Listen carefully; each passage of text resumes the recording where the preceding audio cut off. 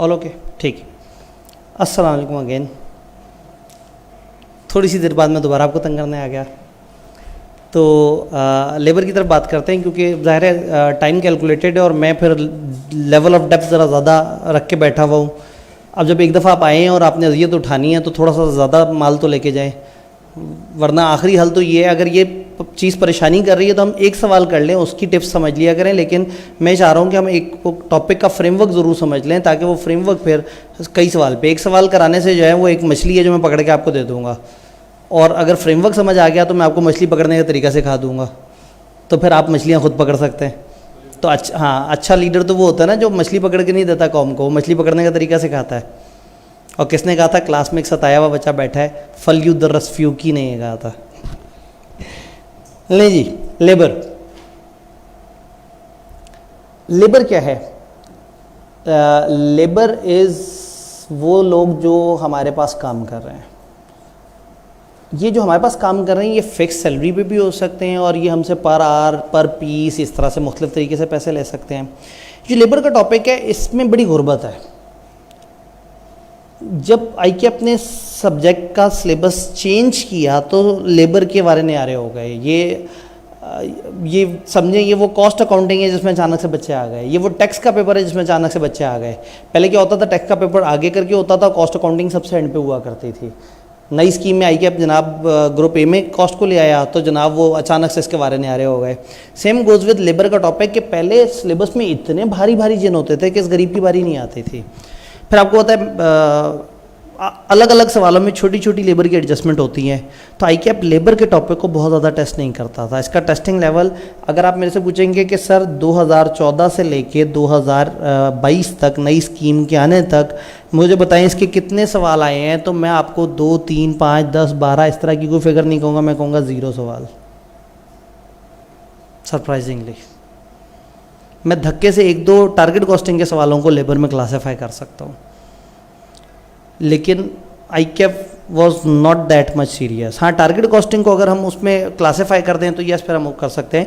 आईकेप क्या करता था, बड़े बड़े सवालों में लेबर की एडजस्टमेंट पूछ के अपनी खुशी पूरी कर लेता था। उसके पास इतने नंबर ही नहीं थे कि लेबर को क्लासीफाई करे। अब क्या हुआ, हमारा पहला जो ग्रुप है, ये जो हमारे सब्जेक्ट का जो पहला जोन है, ये चला गया 35 से 45 नंबर पे।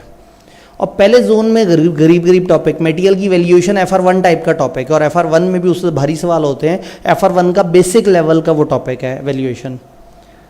ओवरहेड्स आईकेप पूछता था, अब मार्जिनल एब्जॉर्प्शन भी उसने पूछना शुरू कर दिया। तो अब ओवरहेड के बाद सेकंड पहली नज़र उसकी पड़ती है मार्जिनल एब्जॉर्प्शन पे, और थर्ड नज़र उसकी पड़ जाती है लेबर पे। तो नई स्कीम आने के बाद से 3 में से 2 अटैम्प्ट में उसने डायरेक्टली पूछा, और तीसरी दफ़ा डिसीजन मेकिंग के अंदर लेबर को एक बेसिक लिमिटिंग फैक्टर बना के और लेबर की कैलकुलेशन करवा दी। तो आई कैन ईजीली से कि तकरीबन जब से नई स्कीम आई है लेबर हर अटैम्प्ट में आ रहा है, 2 दफ़ा 8-8 नंबर के लिए और 1 दफ़ा डिसीजन मेकिंग के साथ मर्ज होकर। तो अब इस टॉपिक की किस्मत खुल गई है। अब आपने इस टॉपिक को हल्का नहीं कंसिडर करना। क्या होता है, एक टॉपिक के बाद आप देखते हैं उसके एंड पे पास पेपर कितने, उससे जज करते हैं आईकेप का फोकस। इस पे ऐसा नहीं करना। ये टॉपिक अब नई सिलेबस के मुताबिक आपकी अब इम्पोर्टेंस का हक रखता है। थोड़ा जल्दी से देखते हैं। लेबर पे जब हम बात करते हैं तो वही पुरानी डिस्कशन आती है कि ये मैंने अब क्या किया, आईकेप की किताब उठाई है, उसके बीच में स्नैप्स उठा के डाल दिए हैं ताकि आईकेप की किताब की सारी डिस्कशन हम क्विकली कर लें, ताकि थ्योरेटिकली अगर सवाल यहाँ से आएँ तो आपको पता हो। बाकी मैथमेटिकल तो हम चीज़ों को देख लेंगे इंशाल्लाह ताला।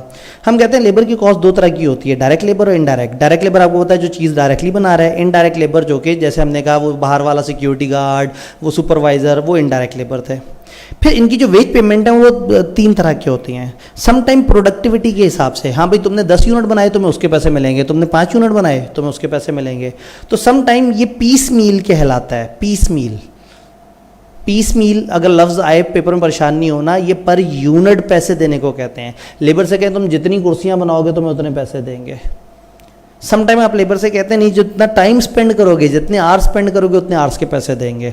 तो नंबर ऑफ़ यूनिट्स के पैसे भी दिए जा सकते हैं, नंबर ऑफ़ आवर्स के पैसे भी दिए जा सकते हैं, और स्किल के भी पैसे दिए जा सकते हैं कि हाँ भाई ये छोटा लेबर है ये 100 रुपये पर आवर, ये भारी लेबर है टेक्निकल लेबर है ये 180 रुपये पर आवर। तो लेबर्स की जो पैसों की क्लासिफिकेशन है वो on the basis of number of peace जो बना रहे हैं, on the basis of time जो वो स्पेंड कर रहे हैं, और on the basis of skill उनको सेमी स्किल्ड हाई स्किल्ड के हिसाब से उनको अलग अलग रेट मिल सकता है। प्रोडक्शन और प्रोडक्टिविटी ये दो अलग अलग वर्ड्स हैं। प्रोडक्शन आपको पता है कि कितनी चीज़ें आउटपुट प्रोड्यूस होती हैं, और प्रोडक्टिविटी इज़ के लेबर ने कितने आवर्स में वो काम किया। 100 यूनिट प्रोड्यूस हुए, इसका मतलब है प्रोडक्शन हुई है 100 यूनिट्स की। एक यूनिट पे 10 आवर्स लगने चाहिए थे, 10 आवर में हो जाना चाहिए। अगर लेबर ने उन 10 आवर्स में यानी कि 100 यूनिट को 1000 आवर्स में बनाया, तो मैं कहूँगा बहुत अच्छी प्रोडक्टिविटी है, जो चाहिए थी वो मिल गई। बट अगर प्रोडक्टिविटी ख़राब हो, अगर लिखा हो प्रोडक्टिविटी 30% कम है, अब उलट है। प्रोडक्टिविटी 30% कम का ये मतलब नहीं है कि अब आप लेबर के आवर्स को 30% कम कर लेंगे। प्रोडक्टिविटी 30% कम होने का मतलब है ये बेचारे 30% स्लो काम कर रहे हैं, ये 30% इजाफी टाइम लेंगे।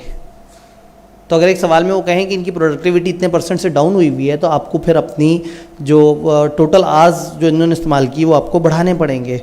तो अगेन मतलब हम ये कहते हैं कि प्रोडक्टिविटी और प्रोडक्शन क्या है, उसके फिर एक छोटी सी एग्जांपल दी हुई है कि एक बंदे ने एक वीक में 252 यूनिट बनाए और 38 आवर्स उसने काम किया, ठीक है। और हमने कहा था कि हर आवर 6 यूनिट्स बनने चाहिए। अगर हर आवर 6 यूनिट्स बनने चाहिए तो 252 यूनिट्स को 6 घंटे के हिसाब से कितने आवर्स में बनना चाहिए? 42 आवर्स। लेकिन उसने कितने लिए? 38 आवर्स। इसका मतलब है वो प्रोडक्टिव है, वो एफिशिएंट है, वो ज़्यादा फुर्ती से काम कर रहा है, वो कम टाइम में काम कर रहा है। और प्रोडक्टिविटी डाउन कब होगी? जब स्टैंडर्ड आवर्स जितने बनने चाहिए थे उसने, तो सम टाइम हम यूँ भी उन्हें पैसे देते हैं कि भाई तुम्हें ज़्यादा पैसे दे देंगे अगर तुम्हारी प्रोडक्टिविटी बढ़ गई, तुमने कम टाइम में काम कर दिया, तुम्हारे पैसे बढ़ा देंगे।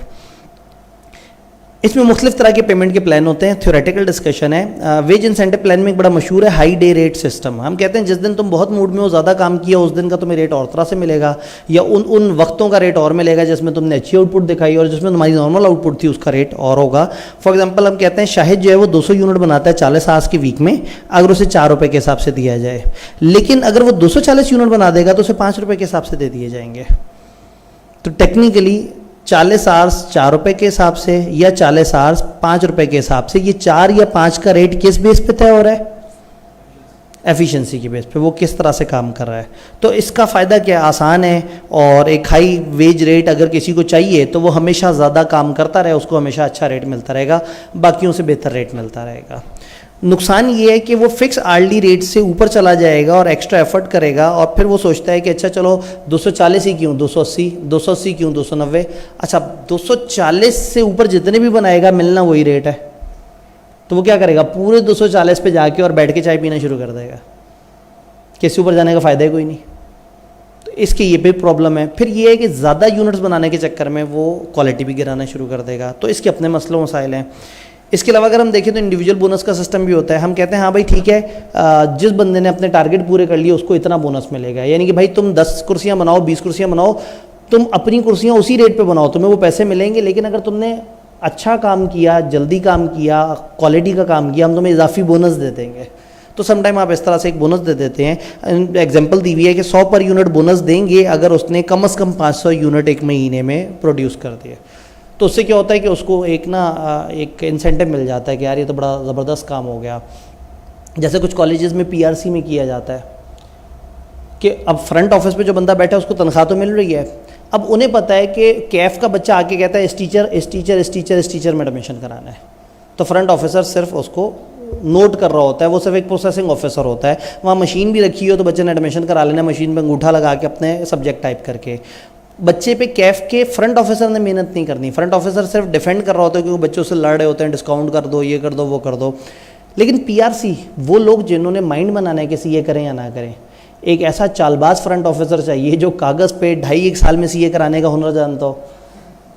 ऐसा बंदा हो जो बैठे बैठे लोगों को बहुत खूबसूरत से ग्रीन कलर के बागात दिखाना शुरू कर दे। तो यहाँ पे अब एक फ्रंट ऑफिसर की तनख्वाह लगी हुई है और उसके पास कोई भी पीआरसी का बच्चा बैठा, उसने उसे समझाया, बच्चा कन्विंस हुआ नहीं, हुआ उठ के चला गया उसकी बला से।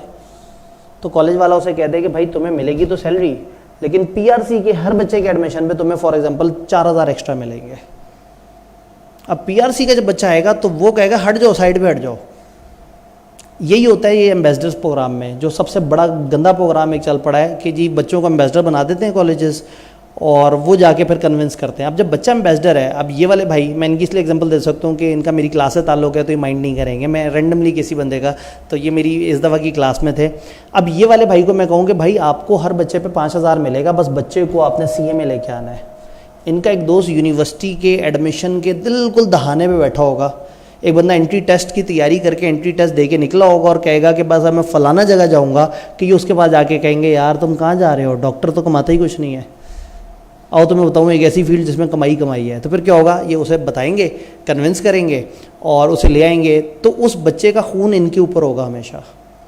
वो बच्चा 10 साल तक रोता रहा, 20 साल तक रोता रहा, तड़पता रहा, दीवार में टकरे मारता रहा, मैं किधर आ गया हूँ।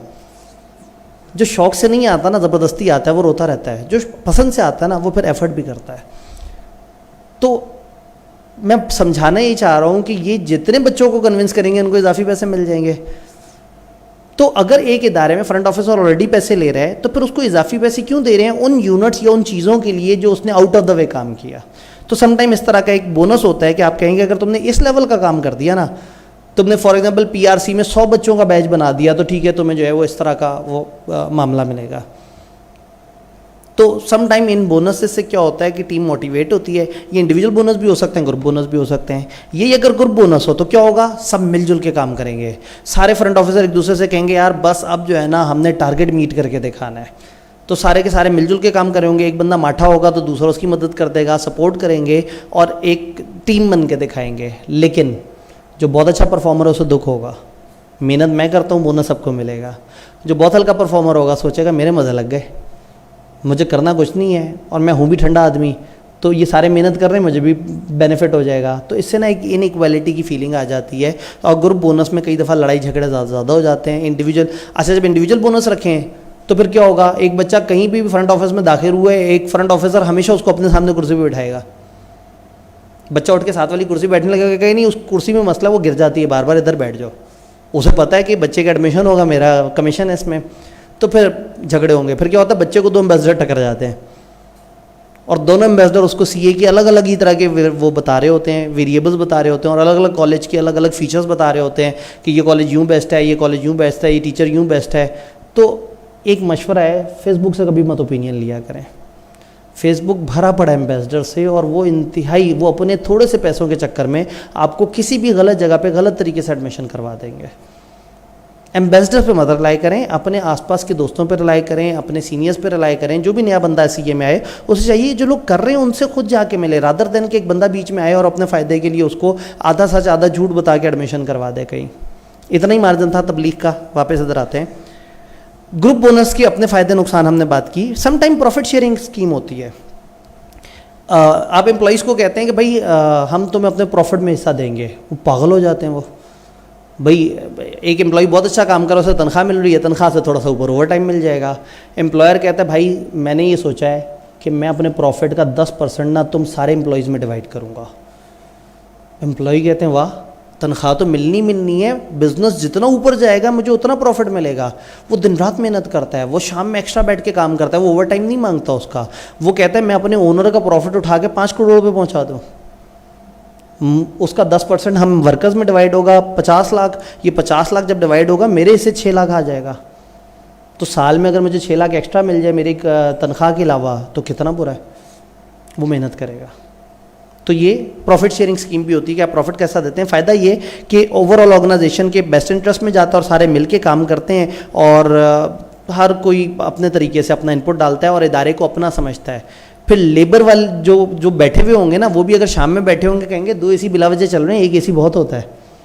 और जब उनको मिलनी तनख्वाह है तो वो नवंबर में AC चला के बैठे होंगे। मतलब जो है ना कल परसों अपने इदारे में बैठा, मैं एक कमरे में काम कर रहा, प्रिंसिपल रूम में बगैर AC के पंखा चला के काम करा। साथ वाले रूम में हमारे वाइस प्रिंसिपल साहब, वो भी जज्बाती जहादी आदमी हैं, सर अली इमरान साहब, वो भी पंखा चला के काम कर रहे हैं और हम लोग बड़े इजी होके कि ठीक है काम करें।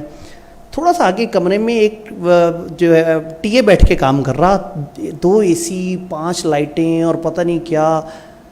तो वो उसने कहा जी मैं एक्स्ट्रा काम कर रहा हूँ तो ये मेरा हक बनता है। तो उससे पर कहा यार खुदा का खौफ करो, मतलब अगर ਤੁਹਾਡੇ प्रिंसिपल ਨੂੰ ठंड नहीं लगती, ਤੁਹਾਡੇ वाइस प्रिंसिपल ਨੂੰ ठंड नहीं लगती, तो थोड़ा सा तो वो हौसला करो। तो कहने का मतलब है वो क्यों करेगा, वो कहेगा सर आपने मुझे काम करने का कहा है, रात इतने बजे का टाइम हो रहा है, आप तो पागल लोग हैं, मेरा क्या कसूर है, मैं तो तनख्वाह लेनी है। तो जाहिर है वो खर्चा करते हुए उसे दुख नहीं होगा, लेकिन उसका प्रॉफिट में हिस्सा हो, वो पंखा भी बंद कर देगा, वो कहेगा इसमें से भी कुछ बचेगा वो भी मेरे से आएगा। तो कहने का मतलब है प्रॉफिट शेयरिंग में क्या होता है, एम्प्लॉइज़ इदारे को अपना समझना शुरू कर देते हैं, अपनाइयत से चलते हैं।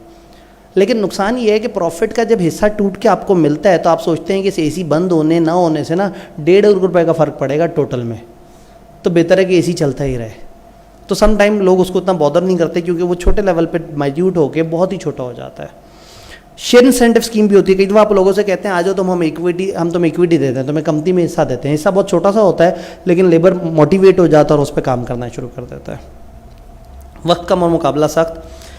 अब अगेन 2014 से लेकर अब तक गिनती के जो 2 सवाल प्रॉपर हमारे पास आए हैं उनमें से एक सवाल ये है, दूसरा सवाल भी मैंने रखा हुआ है और टाइम कम हुआ तो वो कैरी फॉरवर्ड कर देंगे, लेकिन एक सवाल हमारे सामने आया 8 नंबर का, मैथ ही मैथ। अब वही बात है कि लेबर पे अलग से क्या सवाल बनाएंगे, लेबर की आपको हर तरह की कैलकुलेशन आती है, उन्हीं चीज़ों को क्या होगा एक सवाल बनाएंगे और उसमें थोड़ा सा ज़्यादा डाटा डाल देंगे।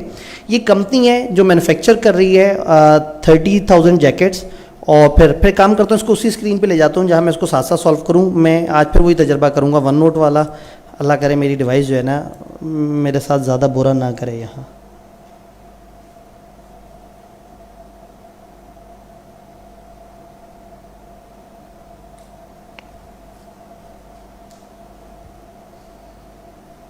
सवाल हमारे सामने मौजूद है, एक कंपनी है जो 30,000 जैकेट्स पर मंथ बना रही है। इन्फॉर्मेशन ये दी हुई है कि इसके पास जो वर्क फोर्स है वो 350 लेबर्स की है और स्टैंडर्ड जो आवर्स अवेलेबल होते हैं पर लेबर मंथली वो 200 हैं।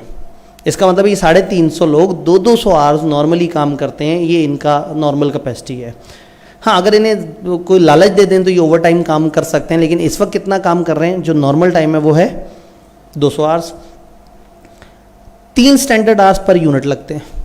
एक यूनिट बनाने में कितने आवर्स लगते हैं, तो यूनिट्स कितने हैं टोटल 30,000, तो हमें असल में कितने आवर्स चाहिए 90,000 आवर्स हमें चाहिए, जिनमें से कुछ आवर्स अवेलेबल हैं, कुछ शायद ओवर टाइम। वो कहते हैं नॉर्मल रेट है 150 और ओवर टाइम पे जो काम करेगा उसका रेट है 250। Variable overhead rate per hour है 120। डाटा दिया और डाटा को हमने तोड़ के समझ भी लिया। अब सवाल क्या है, वो कह रहे हैं कि जी अगर हम अपनी कन्वर्जन कॉस्ट रिड्यूस करना चाहते हैं तो हमारी मैनेजमेंट इवेल्युएट कर रही है 2 प्लान्स हैं। एक प्लान ये है कि हम एक पीस वेज सिस्टम ले आए, पीस मील याद है पर यूनिट। उन्होंने कहा जी हम 500 रुपये पर यूनिट दे दें, इससे क्या होगा, उसने कहा लेबर 15% ज़्यादा एफिशिएंट हो जाएंगे, ये अपना काम कम टाइम में कर लेंगे, 85% टाइम में कर लिया करेंगे। क्यों, क्योंकि उन्हें पता है टाइम के तो पैसे ही नहीं मिलने। पैसे किसके मिलने हैं, यूनिट्स के, तो फुर्ती में काम करेंगे।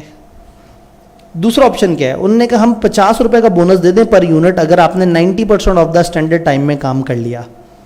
उन्होंने कहा ये स्कीम लाने से हमने देखा है कि 70% यूनिट हमारे उस टाइम से कम में हो रहे हैं, यानी 70% ऑफ द टाइम बोनस मिलेगा और 20% ऑफ द टाइम बोनस 30% नहीं मिलेगा। वो कह रहे हैं ऊपर की ऑप्शंस एवेल्युएट करें और एडवाइस करें कि इनमें से मोस्ट बेनिफिशियल ऑप्शन कौन सी है। ऊपर की ऑप्शंस एवेल्युएट करें और बताएं इनमें से ज़्यादा अच्छी ऑप्शन कौन सी है।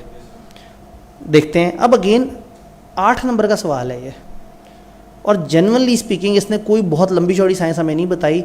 तो लेबर का सवाल अगर पेपर में आता है तो लेबर के अंदर बातें गिनती की हैं, या रेट मल्टीप्लाई हो रहा है या नंबर ऑफ यूनिट, या तंग आ गए तो हो सकता है थ्योरी वगैरह में से कुछ उठा के देते हैं। चैप्टर छोटा है, आसान है और पेपर पॉइंट ऑफ व्यू सब इम्पॉर्टेंट भी है। नहीं जी, तो इसको जल्दी से देखने की कोशिश करते हैं। अभी हम लोगों ने जो चीज़ कैलकुलेट की, अब सामने वाले अंधेरे में, लेकिन मैं वो चीज़ दोबारा लिखने लगा हूँ कि हमारे जो एक्सपेक्टेड आवर्स हैं वो कितने हैं जी। एक्सपेक्टेड आवर्स हमने कहा था 30,000 यूनिट्स हैं और मल्टीप्लाई होंगे 3 से, यानी 90,000 हमारे एक्सपेक्टेड हैं। सवाल ये कि हमारे पास अवेलेबल कितने हैं इस वक्त। 350 वर्कर है हमारे पास और हर वर्कर कितना आवर्स काम करता है नॉर्मली 200। तो अवेलेबल नॉर्मली कितने हैं 200 लेबर नहीं 200 आवर्स और 350 लेबर, कितना हो गया 70,000। इसका मतलब है कि फिर मुझे ओवर टाइम के लिए इस वक्त जो चाहिए होंगे वो 20,000 होंगे। क्या ख्याल है?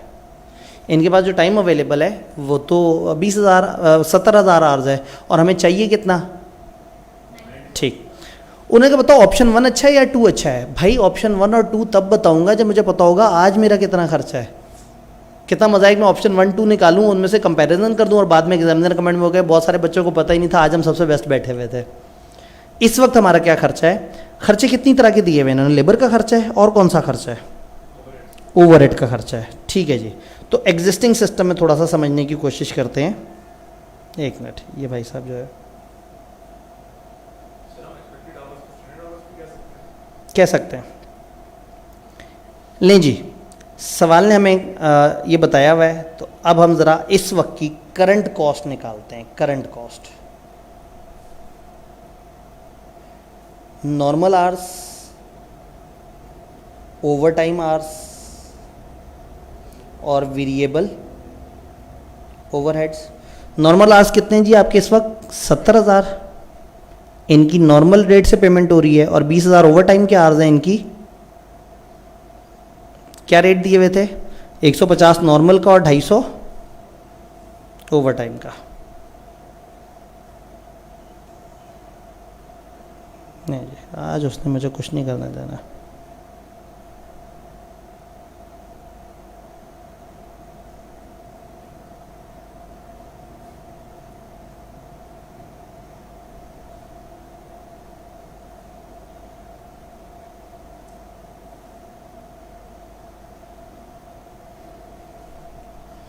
डेढ़ सौ और 250, 150 नॉर्मल आवर्स और 250 ओवर टाइम का। वेरिएबल ओवरहेड का कोई रेट दिया हुआ है? वेरिएबल ओवरहेड पर आवर कितने? 120। अब लेबर ओवर टाइम काम कर रहा है या नॉर्मल काम कर रहा है? वेरिएबल ओवरहेड को तो इससे कोई मसला नहीं ना। वेरिएबल ओवरहेड 120 कितने आवर्स पे लगेगा? 90,000 आवर्स पे। तो मल्टीप्लाई करते हैं, 150 70 से मल्टीप्लाई हुआ जी 10.5 मिलियन। ये 5 मिलियन है, 5 मिलियन 10.8 मिलियन, जिससे जवाब हमारे पास आ गया 20। नहीं जी, एग्जिस्टिंग कॉस्ट हमारी ये लग रही है, प्रोवाइडेड कि आप लोगों ने मुझे कैलकुलेशन सही बताई है। ऑप्शन 1 क्या है? एक पीस वेट सिस्टम ले आए जिसमें 500 पर यूनिट हो और इससे वर्कर हो जाएंगे 15% एफिशिएंट। ऑप्शन 1 को वैल्यूएट करें। ऑप्शन 1, लेबर की कॉस्ट कितनी हो जाएगी? लेबर की कॉस्ट का आर से ताल्लुक है? अब नहीं, किससे ताल्लुक है? यूनिट से। 30,000 यूनिट और एक यूनिट पे कितना बेनिफिट दे रहे हैं वो? 500। तो ये 500 के हिसाब से ये होगा कितना बन गया? ये 15 मिलियन। मैं समझा 3 मिलियन कह रहे हैं। और फिर वेरिएबल ओवरहेड, अच्छा वेरिएबल ओवरहेड 120 का रेट है उसका और आर्स नॉर्मली कितने होते हैं? 90,000। इस सिस्टम में कुछ खास बात हुई है? इसका मतलब है कि अब 90,000 आर्स नहीं होंगे, 15% एफिशिएंसी आ गई है। मैं लिख दूं 85% माइंड नहीं करेंगे, 120 से मल्टीप्लाई कर देते हैं जी 9.18 मिलियन। तो टोटल जवाब आ गया हमारा 24। लो जी, ये ऑप्शन ऊपर वाली से तो अच्छी है, मज़े की लग रही है। तीसरी ऑप्शन क्या है भला? वो कहते हैं बोनस दे दें 50 पर यूनिट। तो इस दफ़ा एक लेबर की कॉस्ट होगी, नॉर्मल आर की, एक ओवर टाइम की, एक वेरिएबल ओवरहेड और चौथा बोनस भी देना पड़ेगा। क्या ओवर टाइम लगेगा भी? कितनी एफिशिएंसी आ जाएगी? 70% यूनिट कम टाइम में हुआ करेंगे और 30% जो है वो कम टाइम में नहीं होंगे। क्या मैं इस 30,000 का ब्रेकअप बना दूं? 21,000 यूनिट्स कम टाइम में बना करेंगे और 9,000 यूनिट्स पूरा टाइम लेंगे। ऐसे ही है। तो 9,000 यूनिट 3 स्टैंडर्ड आवर्स लेंगे, जबकि 21,000 यूनिट 3 आवर्स का कितने % लेंगे? 90%।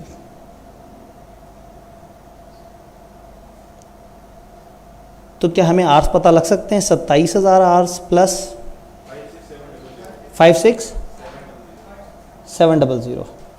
इसको टोटल कर लेते हैं। 83,700। ले जी, हमारे पास वो आर्स आ गए। तो अब हम बड़ी जल्दी से निकाल सकते हैं। ये वर्किंग में मैं दिखाता, लेकिन अब वक्त कम है, मुकाबला सख्त है। ऑप्शन 2, नॉर्मल लेबर के आर्स, ओवर टाइम वाले और वेरिएबल ओवरहेड और बोनस। नॉर्मल लेबर आर्स 70,000 किस रेट पे होंगे? रेट तो वही है, इसमें तो सिर्फ एक्स्ट्रा बोनस है ना। रेट क्या है? 150। और ओवर टाइम के अब कितने हैं? हमें अब टोटल आवर्स कितने चाहिए? 83,700। 70,000 से ऊपर कितने चाहिए? 13,700। 13,700 मल्टीप्लाई हो जाएंगे 250 के रेट से। और वेरिएबल ओवरहेड में टोटल आवर्स 83,700। इसका रेट हमें सवाल ने ऑलरेडी दिया हुआ है। और अब बोनस, कितने यूनिट जल्दी बन रहे हैं जिस पे बोनस मिल रहा है? 70%, 21,000।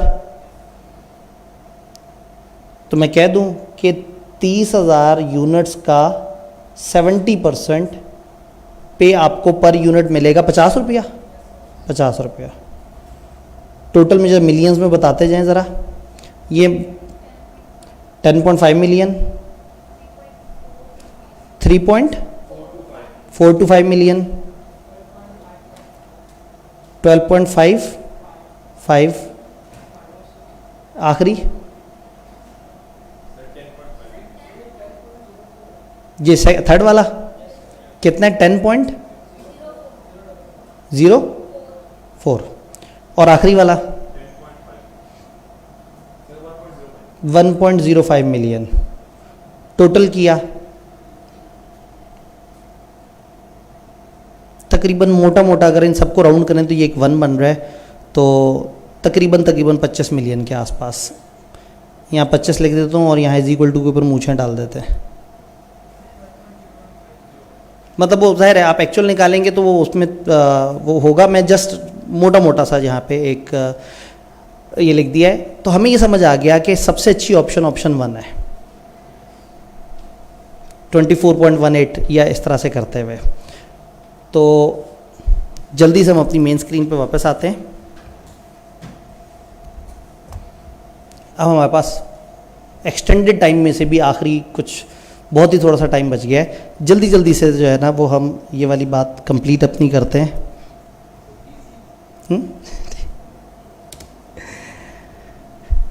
हाँ जी, सवाल समझ आया? इस सवाल का कॉस्ट अकाउंटिंग से क्या ताल्लुक़? इस सवाल का कॉस्ट के डिटेल कॉन्सेप्ट से क्या ताल्लुक़? ये एक 7वीं क्लास के बच्चे को मैं बुला के कहूँ कि यार ये सिचुएशन है सामने, बस वो पूछेगा ये अंकल ये वेरिएबल ओवरहेड क्या चीज़ होती है। इसके अलावा ये मैं उसे वेरिएबल ओवरहेड के बजाय कह दूंगा कि ये बिजली का खर्चा है, तो शायद उस बच्चों को समझ आ जाएगी, वो करेगा और शायद वो 80% जवाब निकाल लेगा।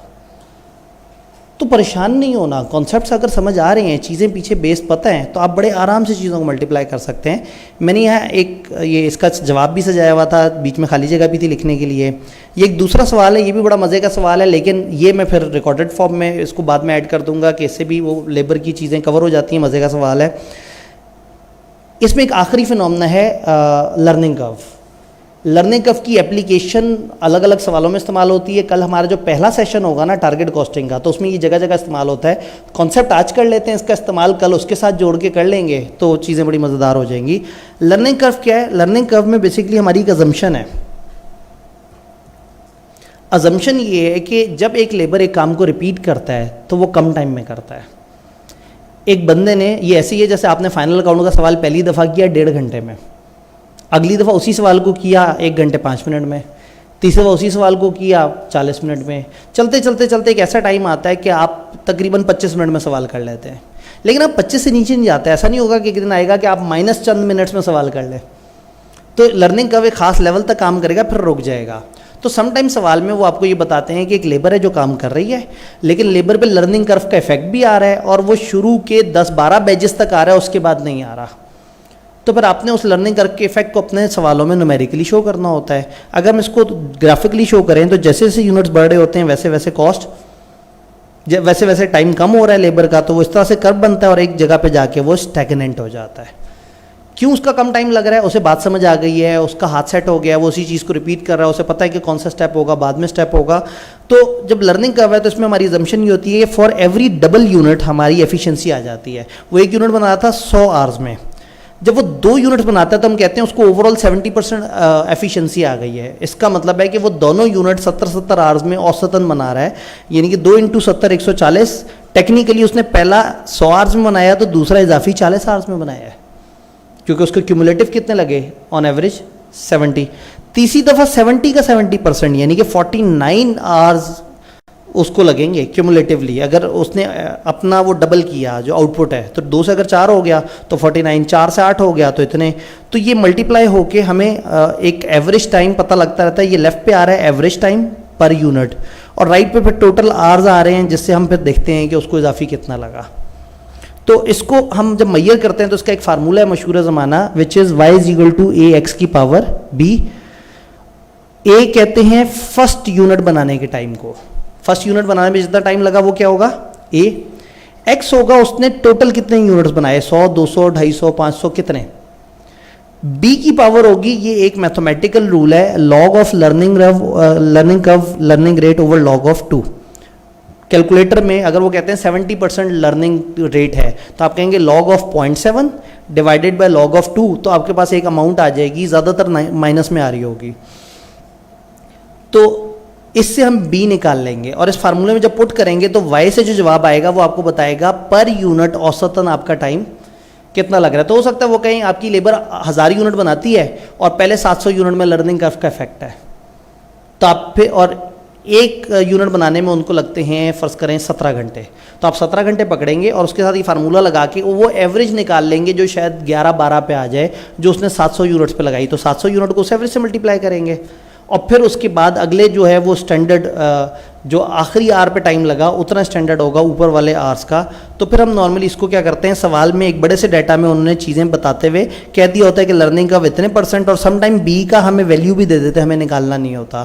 फिर हम इसको सवाल में इम्प्लीमेंट करते हैं। तो बेसिकली लेबर में लर्निंग कर्व एक फिनोमेना है। तो किसी भी सवाल में कभी भी किसी भी टॉपिक के किसी भी सवाल में वो एकदम से कह दें कि लेबर में लर्निंग कर्व है, लर्निंग इफेक्ट है, तो आप समझ जाएंगे कि लेबर के आर जब आपने नॉर्मल तरीके से नहीं निकालने, आपने पहली प्रोडक्ट का आर पकड़ना है, उसको आपने किसी की पावर से मल्टीप्लाई करना है, किससे, नंबर ऑफ यूनिट्स से। और नंबर ऑफ यूनिट्स की पावर क्या लेनी है, वो जो एक अजीब से फार्मूले से निकला है, सवाल में आपको बता देंगे, उससे आपको एवरेज आर्स पता लग जाएंगे। अब एवरेज का मतलब टोटल नहीं होता, एवरेज का मतलब एवरेज होता है। एवरेज को नंबर ऑफ यूनिट से मल्टीप्लाई करेंगे तो टोटल आपके पास आएगा।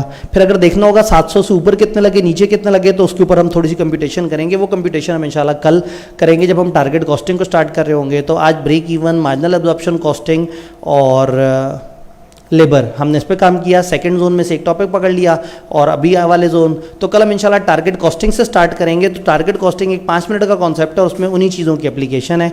तो आज हमने अपना जो है ना मार्जिन, वो जो 45 मिनट से पहले ख़त्म करने वाला था, वो हमने कुछ ना कुछ अचीव करने की कोशिश की है। तो अगर इसी तरह से आप जोशो खरोश से आते रहें, समझते रहें, तो मज़ा आएगा। और ब्रेक इवन आज का हासिल है टोटल 1.5 घंटे का वो सेशन था, उसमें थॉरोली ब्रेक इवन की मिथ्स पे बात की है। अगर ब्रेक इवन आपका सीधा हो गया, मैं समझूंगा पूरी रिवीजन क्लासेस का हमने वो निकाल लिया, उसका बेस्ट आउटपुट निकाल लिया, क्योंकि break even is the topic जो लोगों को तंग करता है। हालांकि उसमें एक बड़ी प्यारी पीछे लॉजिकल कनेक्शन है।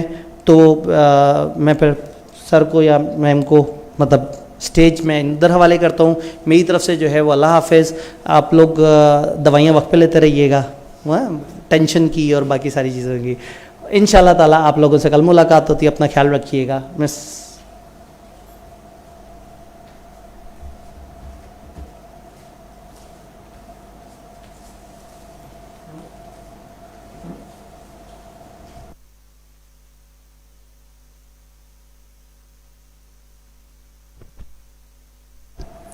Thank you very much, sir. Dear students, we have completed the second of fifth exam focused revision sessions of CAF 3. Cost and Management Accounting. The material being used today would be shared using a link under the video of this session on Facebook page, which is icap.ca students. For his devotion and dedication, please give sir a big round of applause.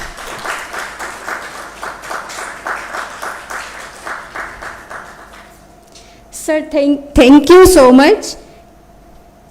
CAF 6 MFA Managerial Analysis third and last session will be conducted today on August 8, 2023 from 6 p.m. to 9 p.m.